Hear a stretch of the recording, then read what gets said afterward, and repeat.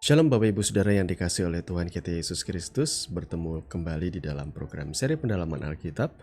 Bersama saya Billy Elia yang seperti biasa akan menemani saudara selama kurang lebih 10-20 menit ke depan, di mana saya akan mengajak Bapak Ibu Saudara untuk kita bersama-sama membaca dan merenungkan nas kebenaran firman Tuhan, perikop demi perikop dimulai dari Perjanjian Baru. Dan di dalam kesempatan kali ini kita sudah memasuki perikop yang ke-66, yang kali ini terambil dari Injil Matius pasal 15 ayat 1 sampai dengan ayat yang ke-20. Dan apabila Bapak Ibu Saudara sudah mempersiapkan Alkitabnya, saya mau mengajak kita untuk membaca nas firman Tuhan ini bersama-sama. Sekali lagi dari Injil Matius pasal 15 ayat 1 sampai yang ke-20 dengan judul perikop Perintah Allah dan Adat Istiadat Yahudi. Kemudian datanglah beberapa orang Farisi dan ahli Taurat dari Yerusalem kepada Yesus dan berkata, "Mengapa murid-muridmu melanggar adat istiadat nenek moyang kita? Mereka tidak membasuh tangan sebelum makan." Tetapi jawab Yesus kepada mereka, "Mengapa kamu pun melanggar perintah Allah demi adat istiadat nenek moyangmu? Sebab Allah berfirman, hormatilah ayahmu dan ibumu, dan lagi siapa yang mengutuki ayahnya atau ibunya pasti dihukum mati. Tetapi kamu berkata, barang siapa berkata kepada bapaknya atau kepada ibunya, apa yang ada padaku yang dapat digunakan untuk pemeliharaanmu, sudah digunakan untuk persembahan kepada Allah. Orang itu tidak wajib lagi menghormati bapaknya atau ibunya. Dengan demikian firman Allah kamu nyatakan tidak berlaku demi adat istiadatmu sendiri. Hai orang-orang munafik, benarlah nubuat Yesaya tentang kamu. Bangsa ini memuliakan aku dengan bibirnya, padahal hatinya jauh daripadaku. Percuma mereka beribadah kepadaku, sedangkan ajaran yang mereka ajarkan ialah perintah manusia." Lalu Yesus memanggil orang banyak dan berkata kepada mereka, "Dengarlah dan camkanlah. Bukannya masuk ke dalam mulut yang menajiskan orang, melainkan yang keluar dari mulut, itulah yang menajiskan orang." Maka datanglah murid-muridnya dan bertanya kepadanya, "Engkau tahu bahwa perkataanmu itu telah menjadi batu sandungan bagi orang-orang Farisi?" Jawab Yesus, "Setiap tanaman yang tidak ditanam oleh Bapa-Ku yang di sorga akan dicabut dengan akar-akarnya. Biarkanlah mereka itu. Mereka orang buta yang menuntun orang buta. Jika orang buta menuntun orang buta, pasti keduanya jatuh ke dalam lobang." Lalu Petrus berkata kepadanya, "Jelaskanlah perumpamaan itu kepada kami." Jawab Yesus, "Kamu pun masih belum dapat memahaminya? Tidak tahukah kamu bahwa segala sesuatu yang masuk ke dalam mulut turun ke dalam perut lalu dibuang di jamban? Tetapi apa yang keluar dari mulut yang berasal dari hati, dan itulah yang menajiskan orang. Karena dari hati timbul segala pikiran jahat, pembunuhan, perzinahan, percabulan, pencurian, sumpah palsu, dan hujat. Itulah yang menajiskan orang.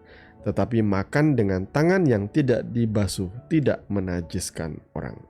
Amin.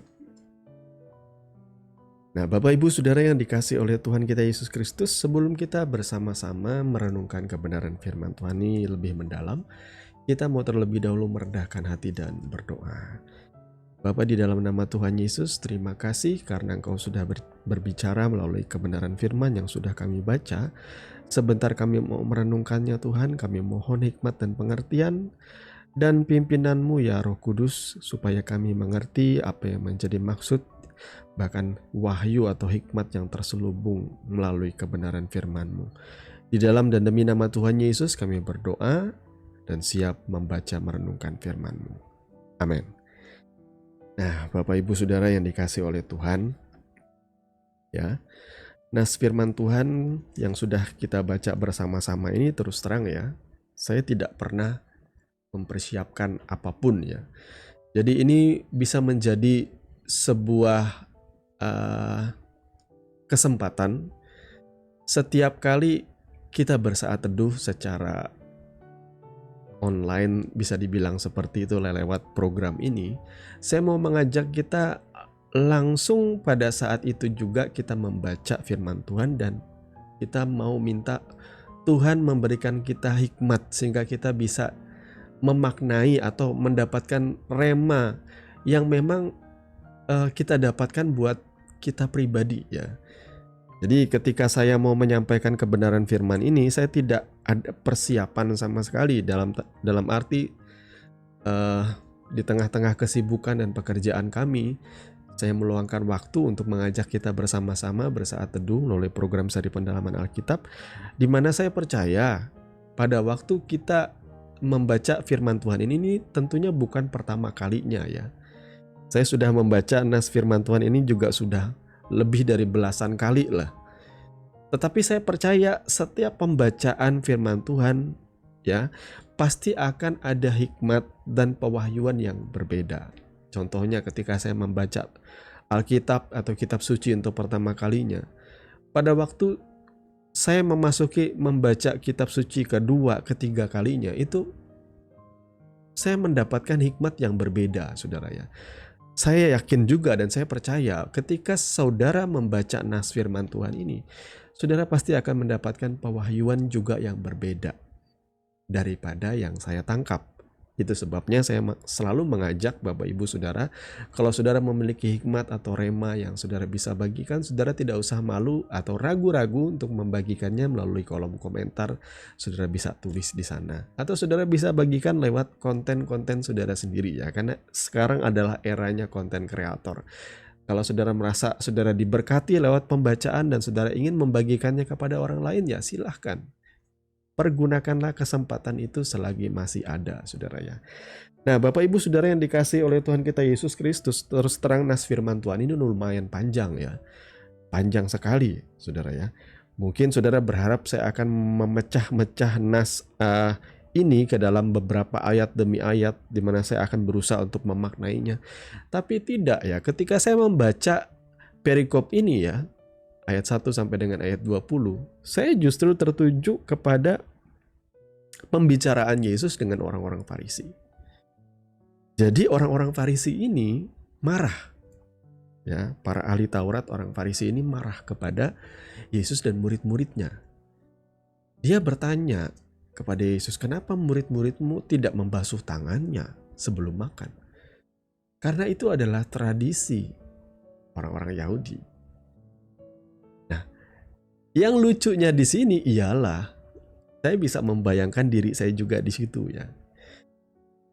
Atau saudara pernah nggak membayangkan, saudara yang sekolah S1, S2 teologi, bahkan mencapai gelar S3 teologi, mungkin gelar di belakang saudara adalah tidak hanya MTH tapi mungkin PhD.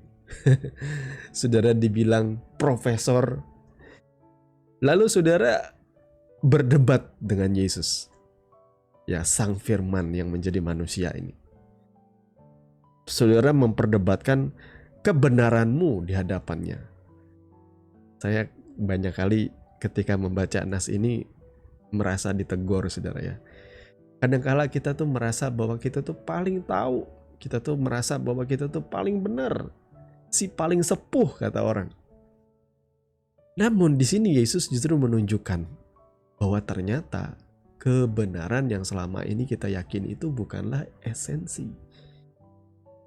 Yesus menegur orang-orang Farisi yang pada mulanya menegur Yesus dan murid-muridnya.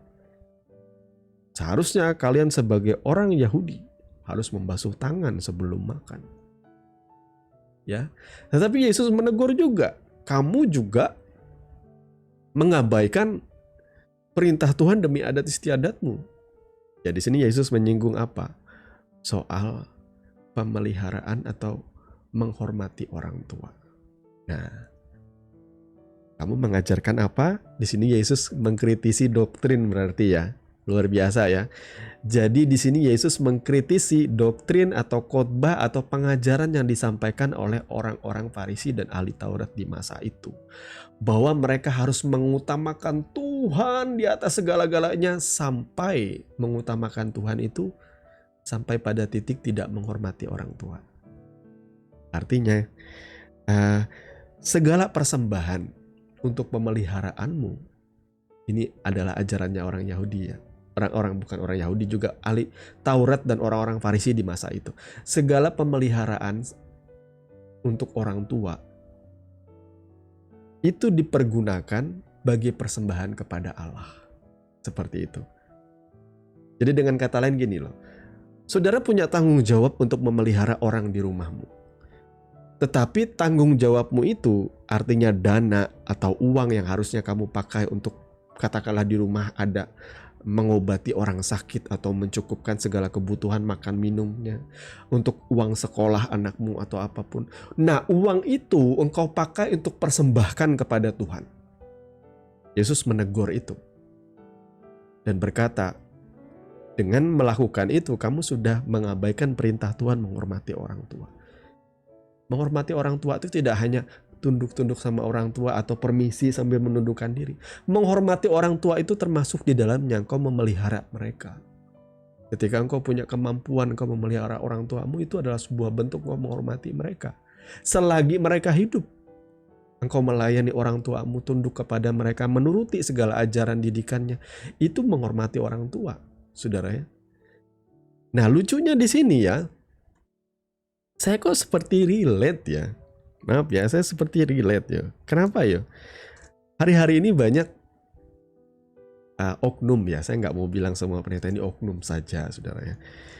Banyak oknum pastor atau pendeta yang berkata bahwa memberi kepada Tuhan itu harus habis-habisan. Memberi kepada Tuhan itu jangan hitung-hitungan. Jadi kalau misalnya saudara mendapat keuntungan, kalau bisa keuntunganmu itu harus diberikan dengan rasa sakit. Ya. Bahkan saya pernah dengar ada orang yang katakanlah habis jual tanah atau jual rumah gitu ya. Padahal seharusnya dia punya tanggung jawab untuk memelihara anggota keluarganya. Istilahnya untuk biaya perobatan. Akhirnya dia bertanya kepada pendetanya, pada pastornya ya. Ini saya belum ngasih persepuluhan, tetapi saya perlu sebenarnya uangnya ini untuk membayar perobatan orang tua kami. Lalu pastornya atau pendetanya berkata begini, kamu harus mengutamakan Tuhan dulu. Kamu harus berikan kepada Tuhan dulu. Percaya kepada pemeliharaan Tuhan. Nah, saya banyak kali digaungkan seperti ini ya, dulu ya. Diiming-iming ketika kita memberi dengan rasa sakit, Tuhan tidak ingin berhutang. Ini ajaran, sebenarnya ajarannya tuh kelihatannya benar, saudara. Kelihatannya iman. Tetapi ajaran ini maaf sebenarnya bersumber dari rasa rakus daripada oknum-oknum pastor atau pendeta ini. Mereka mengabaikan perintah Tuhan demi adat istiadat mereka. Demi mempertahankan kelanggengan persembahan itu tetap lancar masuk ke dalam kantong mereka. Maaf ini saya harus berkata tegas seperti ini. Karena seharusnya kalau dari sisi hukum Taurat saja nih ya, ini teguran Yesus kepada aturan di dalam adat istiadat Yahudi ya, mereka menambahkan satu aturan yang sebenarnya tidak perlu ditambahkan. Mereka menambahkan sebuah pengajaran atau sebuah doktrin yang ternyata bukanlah esensi, bahkan menyalahi firman Tuhan. Mereka mengabaikan menghormati orang tua demi memberikan persembahan kepada Tuhan. Pernahkah saya melakukan seperti itu? Dulu saya melakukan seperti itu, saudaraku ya. Tapi setelah saya hari ini semakin dewasa di dalam Tuhan, saya menyadari satu hal, bahwa saya juga sebagai seorang suami, kepala rumah tangga, saya harus bertanggung jawab dengan keluarga kami. Maka saya mau katakan hari ini saya tidak pernah memberikan persepuluhan lagi. Dalam konsep lama yang diajarkan oleh pastor-pastor zaman dulu. Yang masih diajarkan sekarang. Hari Minggu kemarin saya ada masuk ke sebuah gereja. Saya tidak ingin mendiskreditkan pastor ini ya. Saya tidak bilang bahwa dia juga tidak baik. Pastor ini orang yang tulus. Pendeta ini orang yang baik, jujur dan tulus ya. Cuma buat saya harusnya saudara-saudara yang bergelar pastor atau pendeta, apalagi yang sudah mengenyam pendidikan di sekolah teologi ya. Saudara istilahnya menyandang gelar pendeta atau pastor itu, saudara harusnya fokus kepada panggilanmu dan mencari tahu kebenaran-kebenaran esensi pokok di dalam kekristenan. Jadi pendeta ini berkata di mimbar, dia membahas soal persepuluhan dan dia berkata bahwa persepuluhan itu menurut firman Tuhan sejatinya ialah 10% dari gajimu setiap bulannya. Jadi kalau Bapak Ibu punya gaji 10 juta, maka persepuluhanmu yang harus kamu berikan ke gereja ialah 10 juta. 1 juta. 10% dari 10 juta ya 1 juta, saudara ya. Jadi Bapak Ibu Saudara yang dikasih oleh Tuhan kita Yesus Kristus, saya ketika mendengar itu, saya tidak lantas mendiskreditkan pendeta ini, lalu menganggap bahwa pendeta ini sesat atau apa. Saya cuma memandang bahwa pendeta ini mungkin kurang ngulik lebih jauh lagi ya. Kurang ngulik istilahnya. Kurang mencari tahu kebenaran. Sehingga ia mengajarkan sesuatu yang sebenarnya keliru, saudara ya. Karena di dalam channel ini ya, saya beberapa kali menyampaikan soal persepuluhan ya. Yang selama ini diajarkan di gereja-gereja itu ternyata persepuluhan yang tidak diajarkan oleh kebenaran firman Tuhan. Seperti itu. Jadi kayak seperti adat istiadat yang ditambahkan oleh oknum-oknum pendeta atau pastor, sehingga seolah-olah sekarang kebenaran tentang persepuluhan itu ya seperti itu. Padahal tidak seperti itu, ya. Jadi Yesus di sini mengkritisi pengaplikasian kebenaran-kebenaran di dalam Torah itu atau di dalam Tanakh itu di dalam kehidupan bergereja, dalam kehidupan peribadatan. Yesus mengkritisi ternyata mereka membuat satu aturan baru yang seolah-olah bersumber dari Tanakh atau firman Tuhan, tetapi itu sebenarnya mereka buat sendiri. Nah, persepuluhan yang berkata bahwa kita harus membayar 10% dari seluruh gaji kita setiap bulannya, itu juga bukan ajaran firman Tuhan. Itu suatu pengajaran baru yang dimasukkan oleh pendeta, maaf. Ya, jadinya ada rasa rakus ya orang-orang hari ini tentang hukum persembahan itu. Kenapa orang bisa kritis tentang pengajaran, tentang kristologi, tentang ajaran-ajaran pokok kekristenan, tapi soal persembahan orang tidak berani ngomong tegas. Karena jujur aja ya, doktrin persembahan itu adalah ya dapur kehidupannya para hamba-hamba Tuhan. Saya mengerti juga sih ya. Tapi lagi-lagi kita juga tidak boleh mengajarkan sesuatu yang bukan kebenaran firman Tuhan ya. Saya bahas sedikit lah. Persepuluhan itu sebenarnya bagian dari hukum Taurat atau perintah-perintah Tuhan yang harus dilakukan oleh orang-orang Yahudi atau keturunan Israel. Sementara bagi kita orang-orang percaya oleh karena anugerah, kita yang kebanyakan adalah orang-orang goyim ya, orang-orang di luar orang Yahudi, bukan keturunan Israel, bukan secara darah dan daging, keturunan dari Yakub kita ini. Kepada setiap kita, hasil konsili daripada gereja mula-mula yang tertulis di dalam Kisah Para Rasul, ditetapkanlah bahwa kepada setiap orang-orang di luar Yahudi, orang-orang di luar Israel, tidak ditanggungkan hukum Taurat itu. Karena kita dan leluhur kita pun tidak setia melakukannya. Dan itu juga sudah digenapi oleh Yesus melalui kematian dan kebangkitannya. Sehingga bagi orang-orang di luar Yahudi, mereka murni hidup dibenarkan bukan karena Taurat, bukan karena melakukan hukum-hukum tertulis itu, tetapi karena kasih anugerah di dalam Yesus Kristus. Sampai di situ saja sebenarnya sudah cukup ya. Dengan demikian, semua ketentuan di dalam hukum Taurat itu dinyatakan gugur dan tidak berlaku dalam kehidupan kekristenan perjanjian baru. Ya, jadi kita tidak lagi mengikuti yang namanya persepuluhan. Dan kalau kita pun mengikuti persepuluhan, sebenarnya satu, kita sebenarnya haruslah menjadi bagian dari orang Yahudi kalau kita mau melakukan persepuluhan. Yang kedua, persepuluhan itu tidak boleh diuangkan. Persepuluhan itu harus dibeli dari hasil tanah, kemudian juga hasil ternak yang tumbuh di tanahnya orang Israel. Ya, kemudian juga dengan tidak adanya bait suci, maka sudah tidak ada lagi proses peribadatan membawa persembahan atau korban persembahan ternak, gitu juga sudah tidak ada lagi semenjak tiadanya bait suci di Israel, saudara ya. Persepuluhan juga bukan literally 10% setiap bulan. Persepuluhan yang disebutkan atau dijelaskan di dalam Taurat itu dilakukan pada tahun-tahun tertentu saja. Bahkan ada perpuluhan yang dilakukan pada tahun ketiga, tahun ke-6, ada tahun kedua, tahun ke-4. Jadi nggak literally bulanan seperti sekarang, dan kita juga tidak punya hak untuk memodifikasinya dengan cara kita. Oh, itu kan kita sesuaikan dengan gereja. Nggak ada. Itu namanya hukum atau aturan yang kamu buat sendiri, atau perintah atau ajaran-ajaran yang saudara buat sendiri. Karena pada faktanya itu tidak ada seperti itu ya.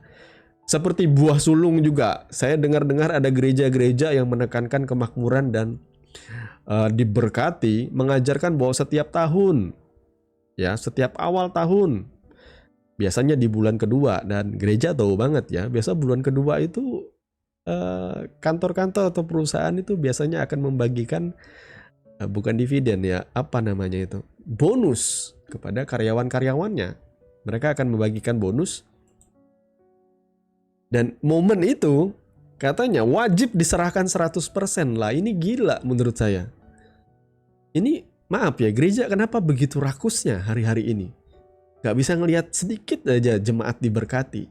Mereka lantas mengancam atau mereka lantas menyampaikan bahwa harus ngasih semuanya, harus taat ngasih semuanya. Lah, selidiki hatimu ketika kau menyampaikan itu. Apakah engkau murni mengikuti Tuhan? Atau engkau hanya mengikuti mamon? Biar setoran masuk ke dalam gereja itu tetap seperti biasanya, tidak kurang. Saya mau katakan, ketika saudara hari ini bertemu dengan Tuhan Yesus, beranikah saudara berdebat dengan Yesus mengenai doktrin persepuluhan atau persembahan bahkan buah sulungmu? Berani gak kamu berdebat dengan Yesus?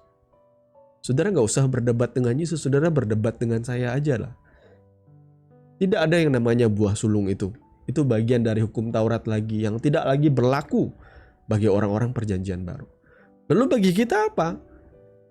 Dijelaskan bagi orang-orang percaya ketika gereja mula-mula itu muncul ya, pasca kenaikan Yesus ke sorga, kemudian ia mengutus murid-muridnya, memenuhi mereka dengan pengurapan kuasa Roh Kudus seperti lidah-lidah api, dan setelah itu terbentuklah jemaat Kristen mula-mula.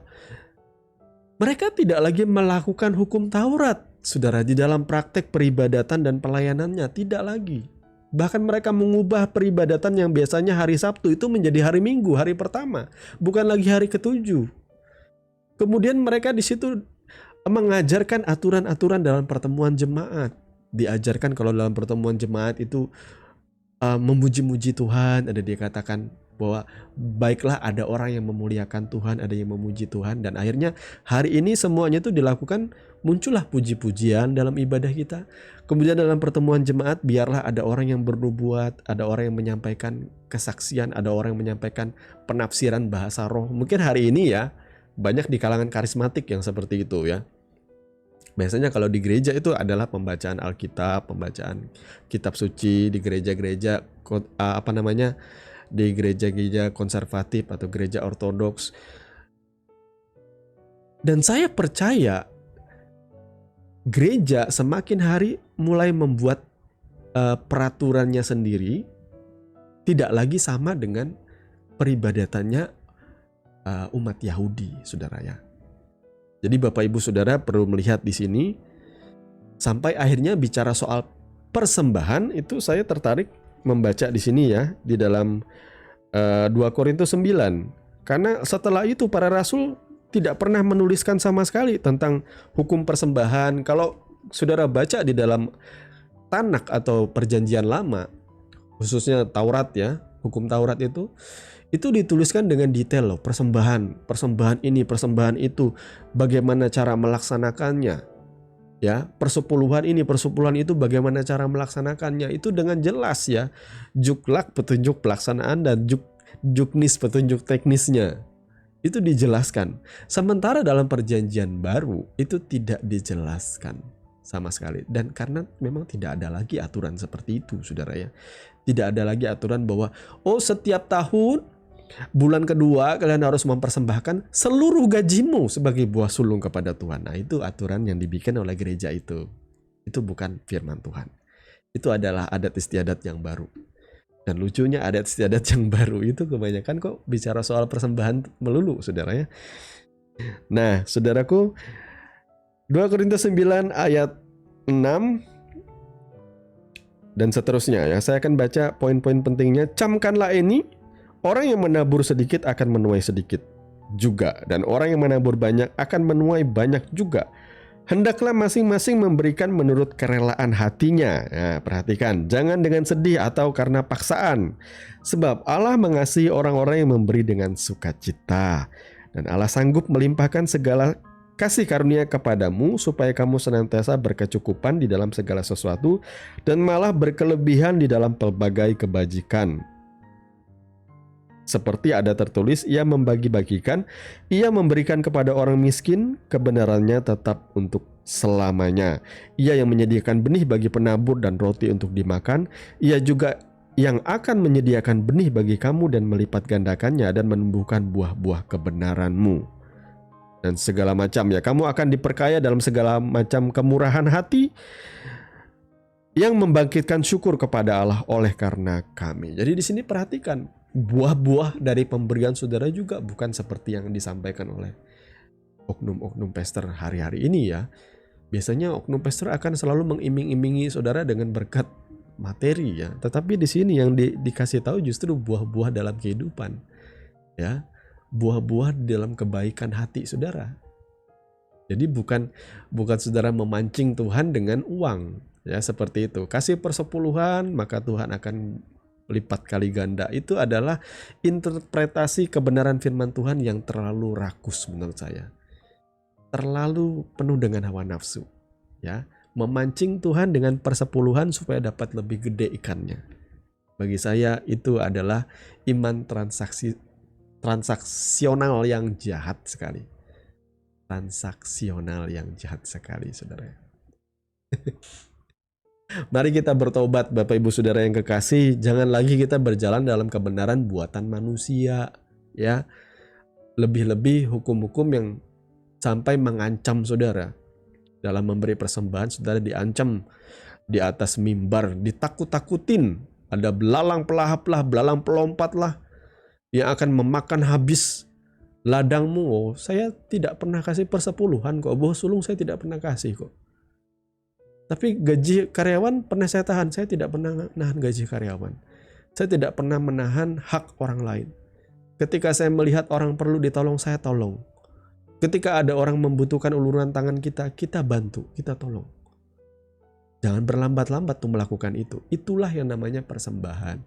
Ketika saudara melihat gerejamu butuh renovasi dan saudara memiliki kelebihan uang, istilahnya yang untuk kehidupanmu engkau cukup, saudara ya.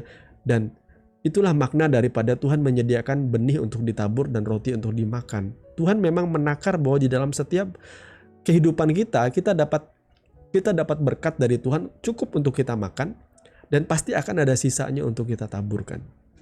Dengan kata lain, kita menaburkannya bisa ke ladang Tuhan, di dalam pekerjaan Tuhan di gereja, tapi juga bisa untuk menolong orang lain yang membutuhkan uluran tangan saudara.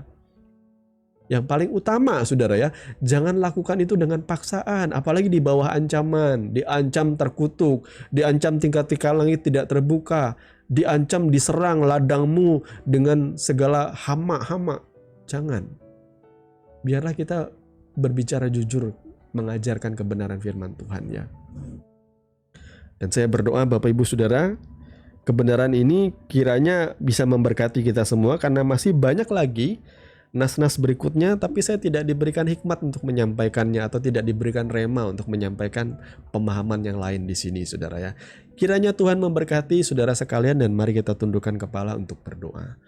Bapa, di dalam nama Tuhan Yesus, terima kasih untuk kebenaran firman-Mu yang sudah meneguhkan kami. Kami mengucap syukur Tuhan karena Engkau sudah mengajarkan kami bahwa kami harus memperhatikan esensi atau ajaran-ajaran pokok di dalam kekristenan. Ajaran yang memang bersumber dari firman-Mu, bukan ajaran manusia atau adat istiadat yang kami tekankan Tuhan. Jangan kami mengabaikan hal yang pokok, yang utama Tuhan yang Kau ajarkan dalam hidup kami. Untuk hal-hal yang receh yang sebenarnya tidak terlalu penting untuk dilakukan. Biarlah kami memiliki hikmat, sehingga kami juga bisa menjadi orang yang tidak menjadi batu sandungan di dalam kehidupan kami Tuhan. Terima kasih untuk kebenaran firman-Mu Bapa. Kami mengucap syukur. Dalam nama Yesus kami berdoa. Haleluya. Amin. Bapak Ibu Saudara yang dikasihi oleh Tuhan kita Yesus Kristus, kita sudah sampai di penghujung program seri pendalaman Alkitab di dalam saat teduh kita bersama-sama. Saya percaya Bapak Ibu Saudara pasti bertumbuh di dalam kebenaran. Saya juga berharap saudara selalu bertekun di dalam setiap persekutuan kita bersama-sama secara online ini, supaya kita boleh bertumbuh di dalam kebenaran, di dalam kasih, dan kita bertumbuh di dalam pengertian dan pemahaman yang benar akan kebenaran firman Tuhan. Kita akan bertemu lagi di seri pendalaman Alkitab yang berikutnya. Terima kasih untuk Bapak Ibu Saudara yang sudah setia mengikuti channel ini, dan kami percaya saudara juga boleh membagikan konten ini supaya boleh menjadi berkat bagi banyak orang. Dan akhirnya saya Billy Elia pamit. Kiranya kasih karunia di dalam Tuhan kita Yesus Kristus menyertai saudara sekalian. Shalom.